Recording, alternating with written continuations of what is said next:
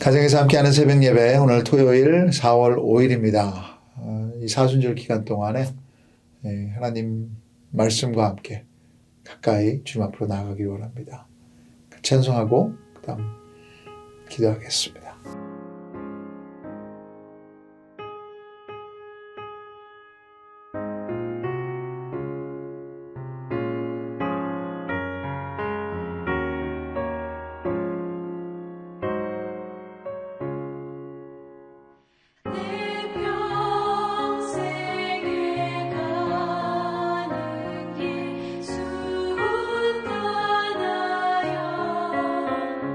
늘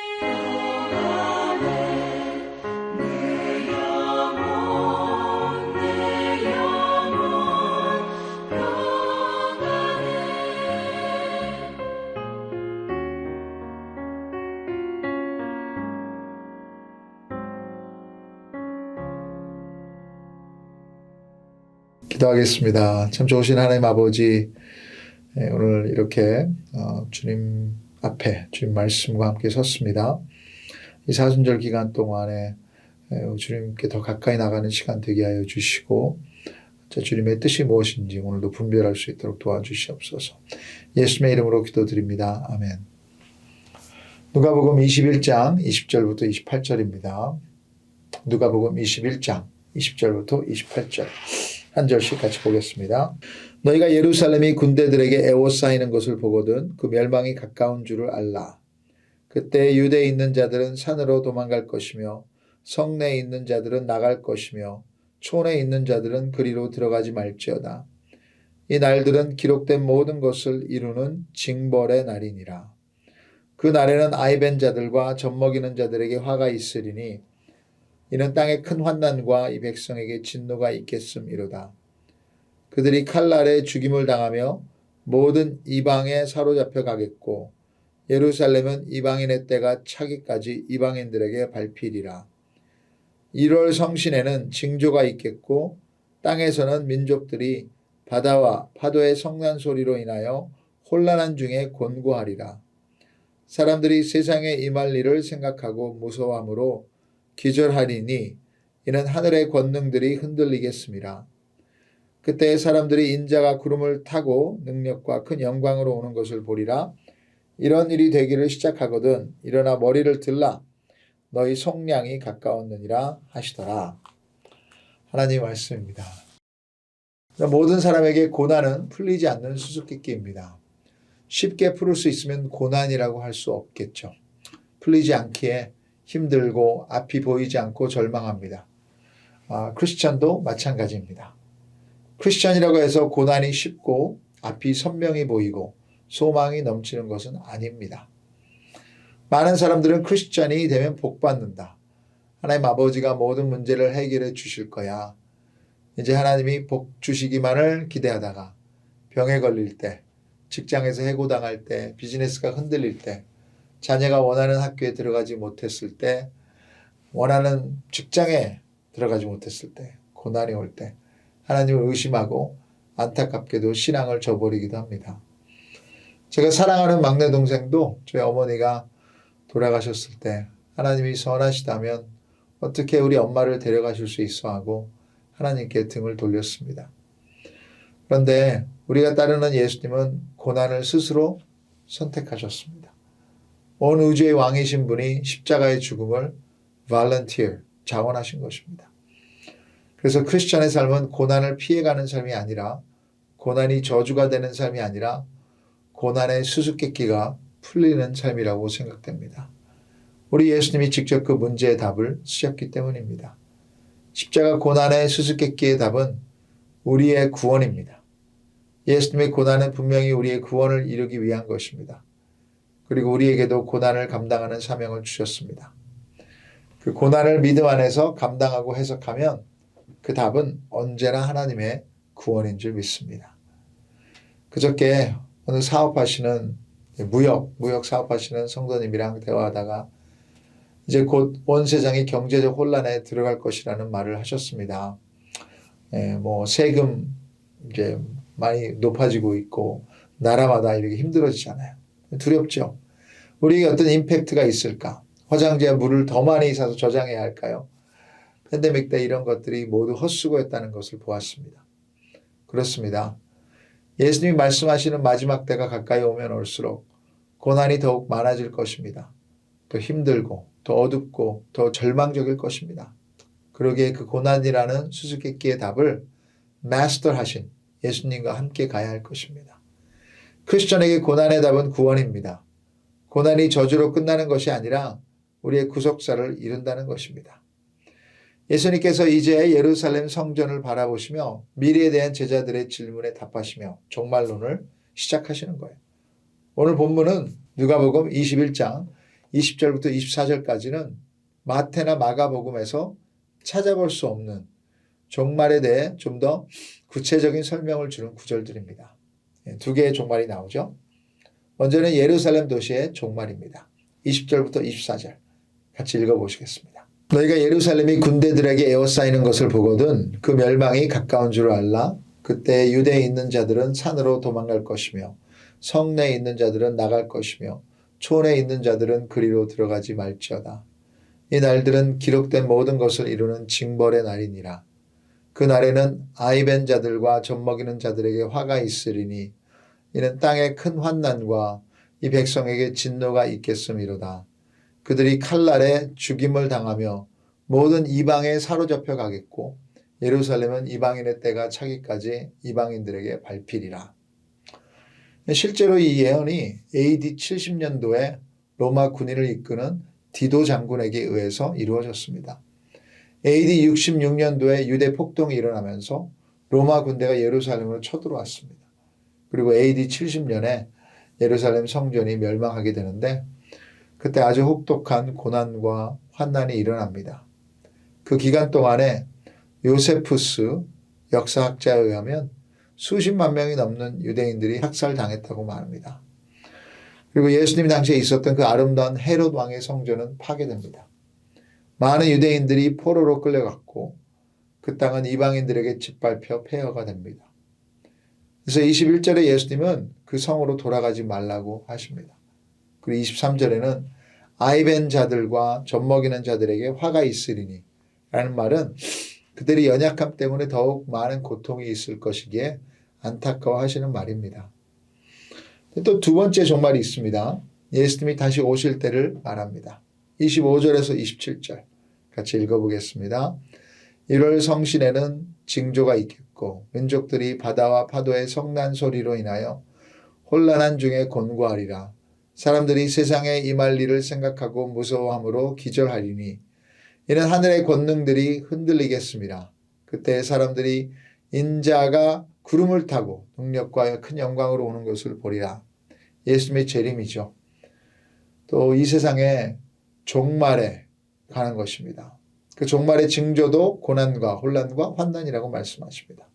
동일한 본문이 마태복음 24장 29절부터 31절, 마가복음 13장에 나오는데요. 마가복음만 보겠습니다. 13장, 마가복음 13장 24절부터 27절.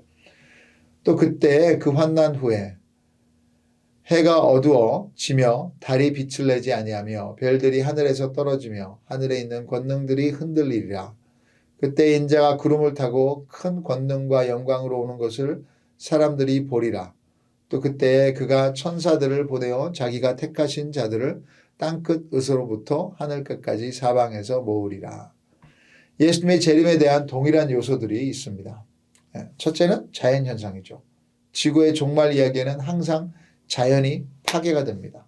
해가 어두워지며 달이 빛을 내지 아니하며 별들이 하늘에서 떨어지며 오늘도 파괴어 가고 있는 자연을 계속해서 우리는 보고 있습니다. 지구 온난화, 환경 오염 때문에 우리의 에코시스템, 생태계가 서서히 파괴되고 산불이 나고 홍수와 지진이 나고 자연이 울고 있다고 해도 과언이 아닌 것 같아요. 그리고 이런 자연의 파괴는 우리 삶에 적지 않은 혼란을 가져옵니다.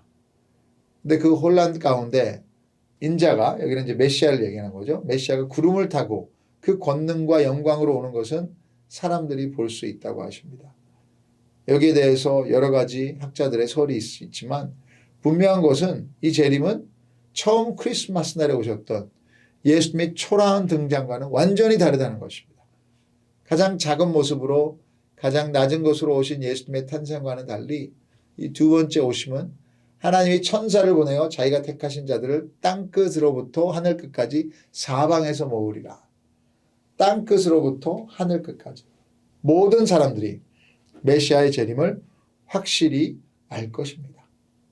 구름을 타고 온다는 그냥 자동차를 타고 온다, 비행기를 타고 온다 하는 뜻이 아니라 어떤 이동수단이 아니라 하나님의 임재를 의미합니다. 구약에서 구름은 항상 하나님의 임재를 말했습니다. 시내산에서 하나님의 영광이 그 산을 덮었을 때 구름이 그 산을 덮었습니다. 솔로몬이 첫 성전을 헌당할 때 하나님의 영광이 구름과 함께 그곳에 머물렀어요. 그러기에 구름 위에 오시는 예수님의 재림은 하나님의 임재가 온 땅을 덮는 것입니다. 이런 일들, 여러분은 주위에 이런 지구 종말의 사인들이 보이십니까? 28절에 보시면 이런 일이 되기를 시작하거든 일어나 머리를 들라고 하셨어요. 무슨 말입니까? 이런 종말의 고난들이 우리를 무너뜨릴 수 없다는 것입니다.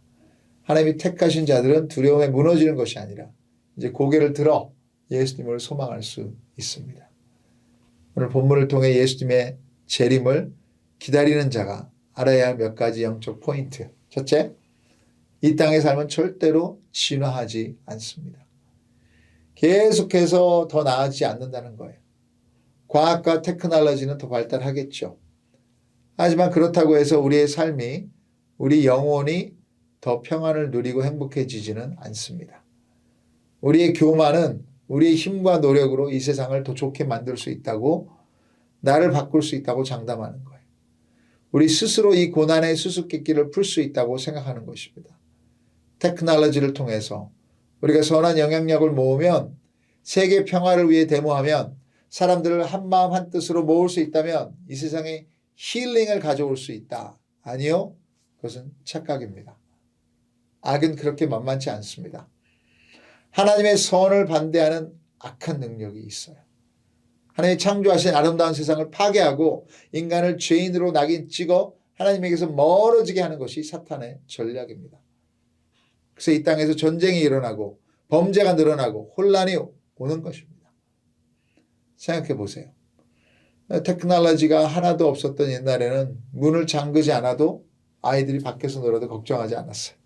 하지만 지금은 저희 집 그라지 문을 혹시라도 닫지 않았을까 봐 매번마다 돌아가서 확인하고, 또 우리 딸을 잠깐이라도 혼자 밖에 나가지 못하게 합니다. 이 땅의 삶은 절대 더 나아가지 않습니다.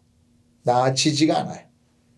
그런데 이 땅까지 가지 않고 우리 가정만 보더라도 진화가 아니라 퇴보입니다. 그것이 죄의 방향입니다. 나의 힘으로는 승리할 수 없다. 남의 이야기가 아니라 저의 이야기예요. 제 힘으로는 제 가정을 진정한 행복으로 이끌 수 없습니다. 사랑하는 자녀들과 우리 배우자의 안전과 행복도 보장할 수 없습니다. 아무리 몸부림쳐도 이 세상은 더 좋아지는 쪽으로 가고 있는 것이 아니라 점점 더 혼란에 빠져가고 있습니다. 둘째는 그런 혼란 가운데도 예수님의 넓고 넓은 사랑은 변치 않습니다. 예수님이 이렇게 말씀해 주시는 것은 피하라는 것이죠. 21절에 말하는 예루살렘의 종말은 그때부터 한 40년 후의 이야기입니다. 한 학자는 이 예수님의 경고를 듣고 그때 예루살렘에서 도망친 사람들이 요단강 건너 펠라라는 마을에 많이 모여 살고 살았다고 말합니다. 23절에 임신한 자와 젖먹이는 자들을 예수님은 불쌍히 여기신다. 약한 자를 향한 예수님의 마음이죠. 구약 내내 하나님이 그의 백성에게 고난을 경고하실 때 항상 그 메시지는 그러니 이제 회개하고 내게 돌아오라는 간절한 사랑의 마음이 담겨져 있습니다. 그래요. 재앙과 환난은 심판의 한 부분입니다. 고난을 받지 않아도 되는데 운이 나빠서 받는 것이 아니라 우리 죄의 삭은 분명히 사망이라고, 고난이라고 위대한 심판자 하나님이 판결을 내리셨어요. 우리 모두가 죄로 인해 죽어가고 있습니다. 특별히 우리는 하나님의 아들 예수님을 십자가에서 죽인 인간들이, 그러기에 하나님 입장에서는 더욱더 우리가 죽어 마땅합니다. 하지만 예수님은 이 예언을 통해 경고를 하십니다. 이런 일이 있을 것이다. 그때 산으로 도망가라고, 성에서 나가고, 촌으로 들어가지 말라고, 깨어라, 준비해라, 피해라, 죽어 마땅한 그의 백성에게 피할 길을 주시는 것입니다. 사랑하시기에. 이제 마지막으로 구원을 선포하심으로 소망을 붙들라고 하십니다. 28절 같이 읽어보겠습니다. 이런 일이 되기를 시작하거든 일어나 머리를 들라 너희 속량이 가까웠느니라 하시더라. 속량, redemption. 자유와 구원을 말하는 것이죠. 크리스천에게 심판은 구원의 날이라는 것입니다. 너희 속량이 가까웠느니라. 마태복음과 마가복음에서는 이 종말이 이르면 택하신 자들을 모으신다고 예언하셨습니다. 이 땅에서 하나님께 구별되어 살아온 그의 자녀들을 구분하신다는 것입니다. 마태복음 25장 32절에 모든 민족을 그 앞에 모으고 각각 구분하기를 목자가 양과 염소를 구분하는 것 같이, 마태복음 3장 12절에 알곡은 모아 곡간에 들이고 쭉정이는 꺼지지 않는 불에 태우시리라. 그래서 하나님의 속량은 우리 죄를 짊어지신 어린 양 예수 그리스도를 통해 옵니다. 예수님이 우리의 죄값을 완전히 갚아주신 유일한 구원자, 속량자 되시는 줄 믿습니다. 예수님이 우리의 산 소망입니다. 그러니 더 이상 고개를 떨구고 있지 말고, 움츠려 있지 말고, 피해자라고 생각하지 말고 이제 머리를 들라. 예수 그리스도를 기대하라. 우리를 곤고하게 하는 바다와 파도의 성난 소리에도 무서워 기절하지 말고 이제 머리를 들어 예수님을 보라는 것입니다. 그렇게 깨어서 예수님의 재림을 기다리는 자에게는 분명히 하나님의 치유와 회복이 이 땅 가운데도 임할 줄 믿습니다. 자, 여러분, 오늘이 중요합니다. 큐티인에 나온 해설로 말씀 마치겠습니다. 세상이 혼란하고 어두워질수록 우리는 머리를 들어 주님을 바라봐야 합니다. 매일 말씀을 묵상하며 영혼 구원 때문에 살아야 합니다. 그리스도인의 사명은 예수님이 오실 날이 가까웠음을 세상에 알리고 또 한 영혼이라도 더 주께로 인도하는 것입니다. 오늘 나에게 허락하신 한 사람에게 복음을 전하는 것이 일어나 머리를 드는 적용입니다. 아멘. 한 명의 영혼이라도 구원으로 올 수 있도록 하나님의 사랑으로 다가가고 어떤 고난 가운데도 포기하지 않고 주저하지 않고 신앙을 붙들고 인내하며 감사하며 예수님을 소망합시다. 이런 소망으로 서로를 위로하고 격려하며 예수님의 재림 앞에 선택받은 자로 남으시기를 여러분들의 삶을 축복합니다. 같이 기도 한번 하겠습니다.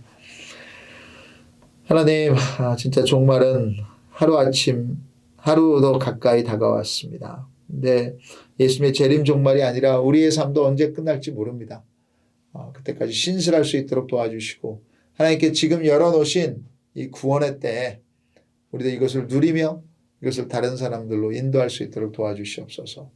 이번 사순절 또 주님께 약속한 것들 잘 지키게 해 주시고 무엇보다 한 영혼이라도 복음을 전할 수 있는 길을 열어주셔서 부활절 행사가 크게 큰 은혜가 되게 해 주시옵소서. 예수님의 이름으로 기도드립니다. 아멘. 네, 각자 기도의 시간 들어가겠습니다.